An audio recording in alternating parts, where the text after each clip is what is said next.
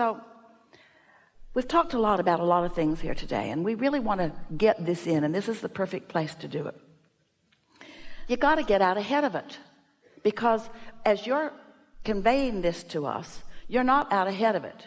You're remembering what was, which is activating within you a current problem in your current relationships. It's about that too. So you're not out ahead of it. So how do you get out ahead of it? We want to talk about meditation, because meditation clears your mind, and when your mind is clear, your vibration rises, and that's the best way to get out ahead of it. But there's something that is a practical application that you could do many times in every day, and that is segment intending. We want to describe what we mean by that, because we have an updated way of describing it to you since calibration is part of our conversation now.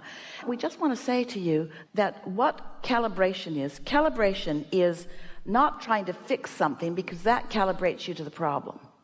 Every time you try to fix something, you calibrate to the problem.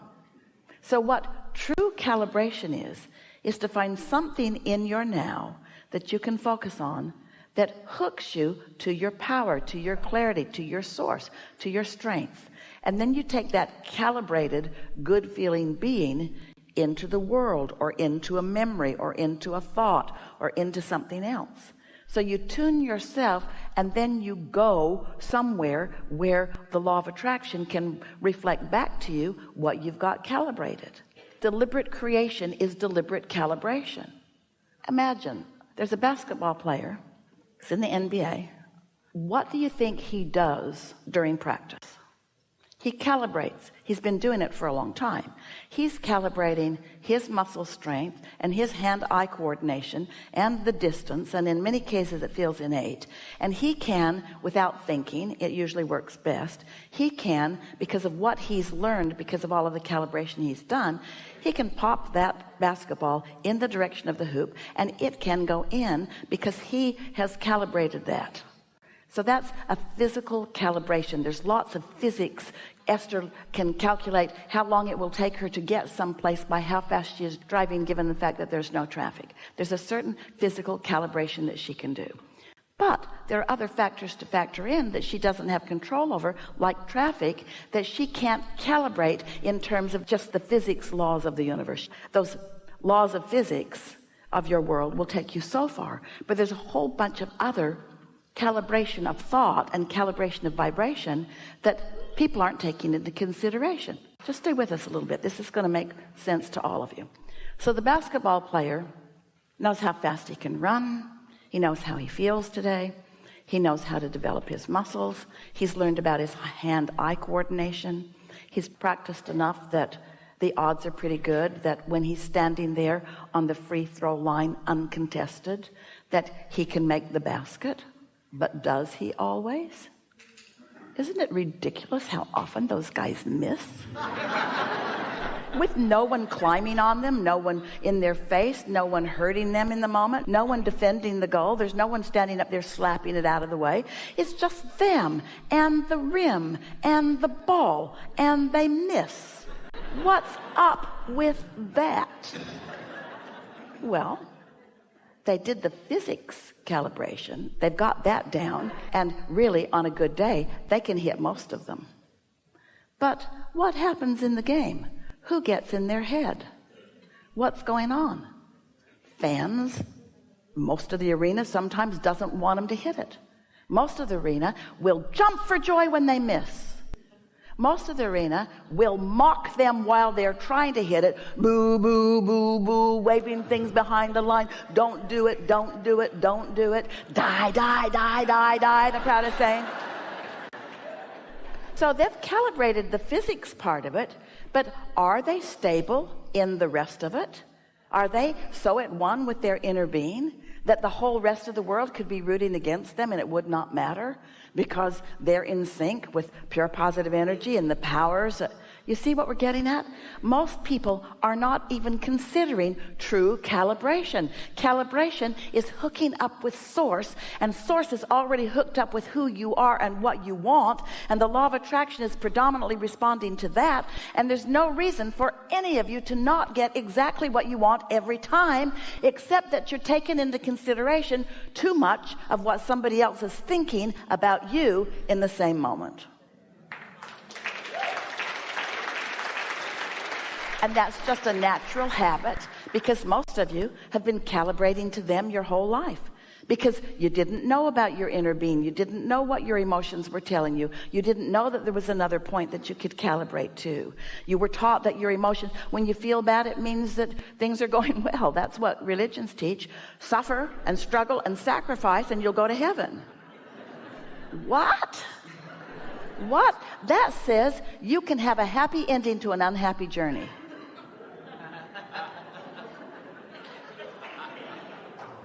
Well, really, in that case, they're right, because when you croak, it is a happy ending every single time. But most of them don't want it that way. If you're not doing what they think you should be doing when you croak, they damn you to hell. Fortunately, they have no power over that. First of all, there is no hell. Second of all, you don't go where they send you. But when you reemerge in a non-physical, you release all doubt and fear and worry, and you just naturally allow yourself. The law of attraction just draws you right to who you are. And that's what's going on all day, every day. All day, every day. So our diagnosis of you, you're trying too hard. Most of all, you're trying to please others. And in your effort at pleasing others, you're not pleasing yourself, and then you condemn yourself for even trying to please yourself. And we just want so much for you to know that when you feel good, it is so good. And when you feel thrilled, it is so good. And when you feel clear-minded, it is so good. And when you feel happy, it is so good. And when you feel wonderful, it is so good, because that's who you really are. And nothing else will do for you. Nothing else will do for you. Nothing else will do for you. Everything else is off for you. But nobody's going to do it for you. But nobody's going to do it against you either, because nobody else has the power. So now think about where we started today. We started by explaining to you the point of attraction that your inner being is. One who's connected to that is millions of times more powerful than any who aren't. So imagine the attraction power of your inner being. If you just let go a little bit of the things that are troubling you and worrying you, you'd be drawn right into who you are.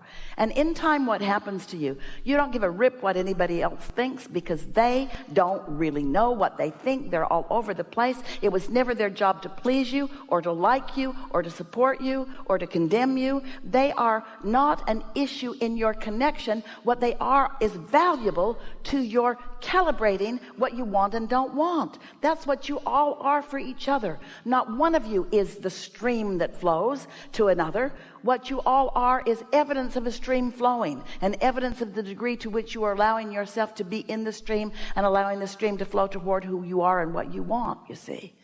So your blessed mother, doing the best that she can, doing the only thing that was your agreement with her. She provided an avenue for you into physical, but she did so much more than that. She provided an opportunity for you to calibrate your awareness of what doesn't feel good and what does feel good, and what doesn't feel good and what does feel good. She helped you to know at an early age. Do you know, here you are at this young age, knowing unequivocally what you want and how you would like the world to be. Wanting kindness and stability and ease and flow and power and unfolding. That's what you've come to know. And while she represented something quite different, her different representation is the reason that you're so clear about what you want. And it's also the reason that so much is going to go so well for you your whole life, now that you've found this piece of all of that, you see. And so now your partner, same thing. Don't put it off on him. Don't ask him to be some way. We take that to an extreme when we offer our favorite example. So here you are in this world of interconnection through the internet and all of the social media that you have. And so you decide that you're going to live the perfect world, and you decide that those people out there are the perfect people to make that happen, because you're misguided. And so you say, I put up my profile and a whole list of things that I need and want from the world and from others. And you say in your description to everyone, take a look at this picture. This is me. And when you run into me, and you might, because I'm out there getting around, when you see me, I need these things from you. Or you could calibrate to your inner being and only meet up with those who are a vibrational match to who you really are. So we want it to feel as absurd to you to ask something from your partner As in this example, when we were saying you should ask it from the whole planet. We want it to feel that absurd, because it is that absurd. To say, be away from me and feel away from me so that I can feel something. What you want to say is, hey, I'm going to do my best to tune in, and I'm living happily ever after, and you're really fun to hang around with. And when we do it together, it'll be extra dynamic. But whether you join me in that or not, that's where I'm going. So sometimes we'll click and sometimes we won't, and sometimes we'll click and sometimes we won't. But I'm not putting any of this off on you, because that's disempowering to me and confusing to you. So my question is, I want to feel good all the time. No, you don't. I do. It feels so good when I'm in alignment. That I appreciate the contrast, because it provides me with a guidance that shows me that we get that. So I launch a rocket and I want to move to it, and I want to savor it and bask in it and feel good in it. But you're not saying, I don't ever want contrast again that causes me to launch another rocket. So when you say, I want to feel good all the time, you don't mean that, do you? I want to be feeling centered in alignment with me, and in purpose, and feeling good, and not having externalities pull me out.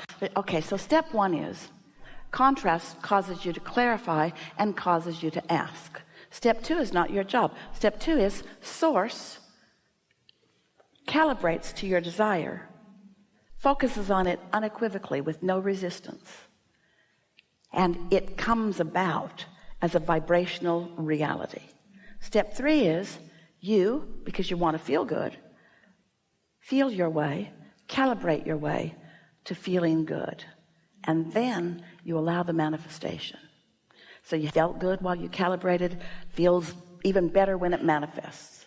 Then that's step one, step two, step three. Step four is you're really good at this, because you're describing yourself. You want to feel good, and you want so much to feel good that you are an excellent calibrator. You're sensitive, even an empath, to your own fluctuation of vibrations. And because you're so good at feeling vibration, you catch it early when it's easy to calibrate.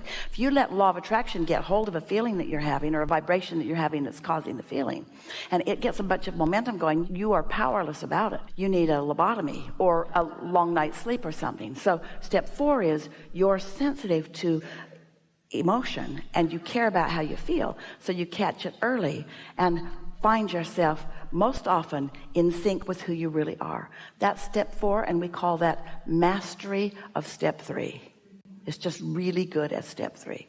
Step five is, I prefer to feel like this, but I also understand the value of exposure to life that will give me more clarity about something that I want. You see, you come here not without clarity. You are all kinds of clarity going on. This conversation is taking you into a new realm of clarity, because you were stuck in words that mean a lot to a lot of people that are vibrationally inaccurate. And so we've had this conversation, and now you know something vibrationally that you did not know before. So you had I just want to play more, like, meaning you had a step one moment with us just now, because we're helping you to understand that more calibration is helpful to you and wanted by you. You don't want to be happy all the time. You want to be in step five all the time, which means when there is more contrast, you might not feel happy about it, but it'll interest you. You might not feel happy about it, but you feel empowered by what you know about the laws. You might not be happy about it, but you sure accept ownership of it, and you sure understand that words don't teach, and you sure see it as an opportunity to calibrate, and you sure do really like to calibrate. And when you calibrate, in other words, when you're a little out of sync, it feels so good to be in sync. When you're a little hungry, it feels so good to eat. When you're a little thirsty, it feels so good to drink. And we think that's what you were trying to say to us. I guess you're absolutely truth. So let's just leave it right there, because that's the highest conversation that this moment in time is going to provide. If you talk more, you're going to try to calibrate us someplace else. Right on. Appreciate it. Thank you so much. Yeah. Let's sit right there.